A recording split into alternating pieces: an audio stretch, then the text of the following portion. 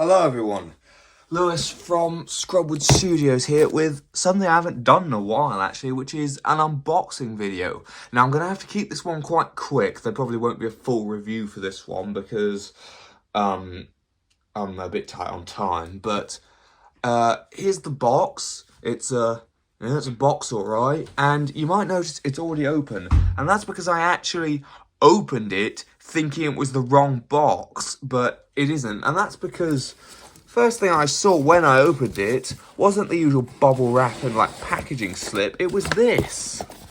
It's a Papo paper bag, which I'm gonna keep. Might come in useful one day. See, is there any? And that's because, as you could probably guess, I actually got something from Papo. I haven't got anything from that brand in ages. And to be honest, that's probably for good reason. But I did decide to get something from them because the alternative was a PNSO figure. And it's not often that I would choose a Papo figure over a PNSO one. But I decided to save a bit of money because the PNSO figure in this case had the same flaws as the Papo one, and I kind of expect better from PNSO, so I decided to save a bit of money and go for the Papo one. The dinosaur in question, well, first let me get rid of this packaging slip because we don't care about that, but we do care about our, well, not that fact sheet, that's for the other thing.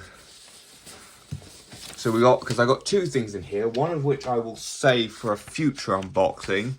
But first we've got our Acrocanthosaurus fact sheet, and for that I'm sure you can guess which figure we're unboxing in this video, which is not that one, the one that's on top. It is, reach down into here, the one that's on the underside.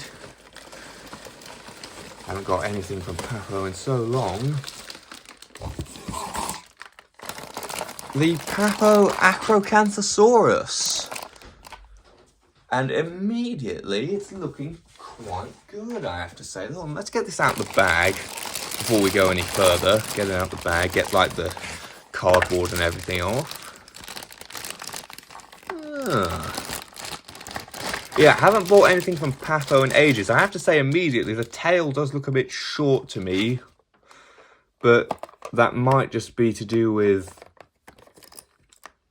how it's proportioned because of the spine. Oh, a couple of the spikes on the back have got a bit twisted in transport. Not a big issue, and there's a little paint chip there on the nose, but very minor. Let's get that tray off and see if he stands. He does. He is in a tripod position. Or she, actually, because this, in Prehistoric Valley, at least in the upcoming monochrome special, this is going to be playing a female individual.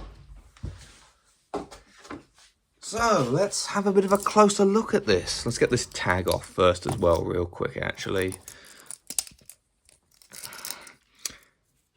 Yeah, not bad.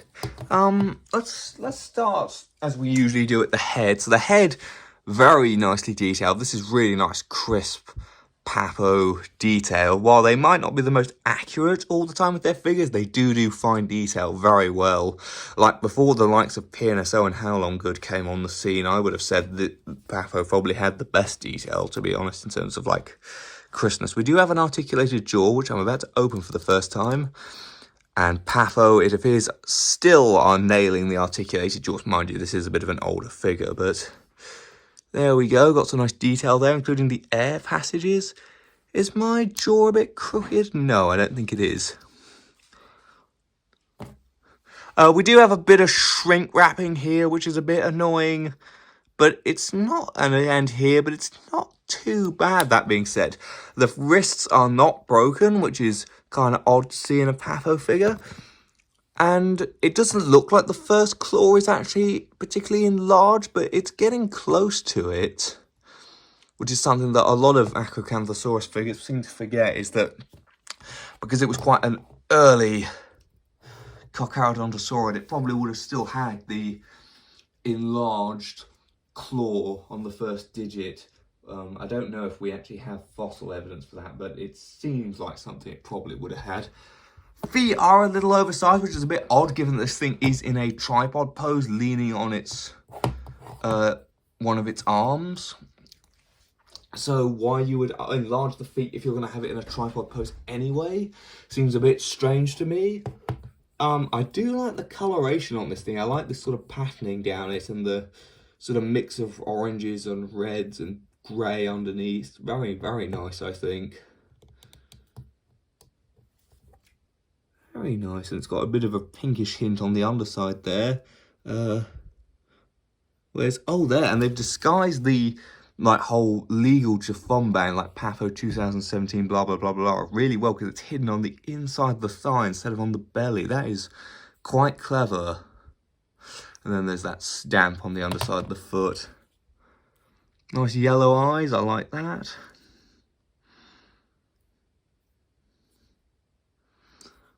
Like, the PNSO one is probably better, but for a figure that's £10 cheaper, I'd say this is pretty decent.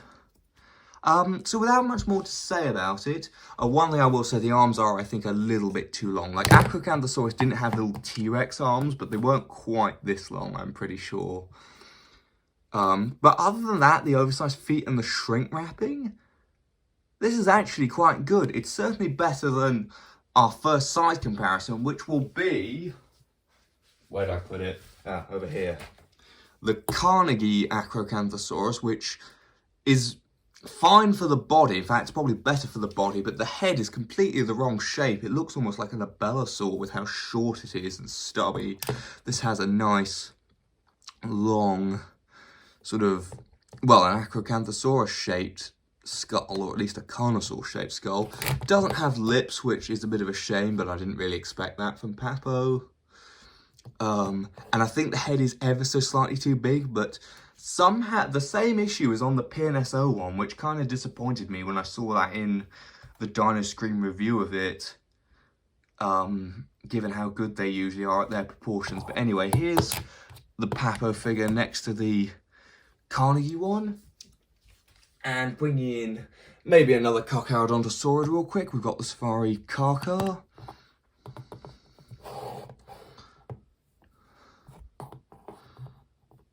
Get them as close to each other as possible. As you can see, the Acro is definitely a good bit bigger.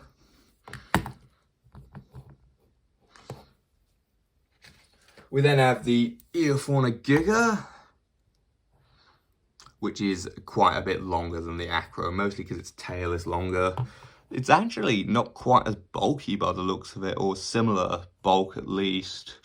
But the Giga has a much longer tail, which does make me wonder if the tail on this one is too short. And for a couple more comparisons, I don't have a figure of Sauroposeidon, but I've got the old Schlake Brachiosaurus as a stand-in, so there it is again. Acro's still pretty big next to it. We also have the Safari Limited Allosaurus, which is actually in a pretty good scale with the Acro, I think. Yeah, I'd say that is in a fairly good scale. And then for one final size comparison, my very bad consistent size comparison, because it's always out of scale, the Collector Deluxe Coolosuchus.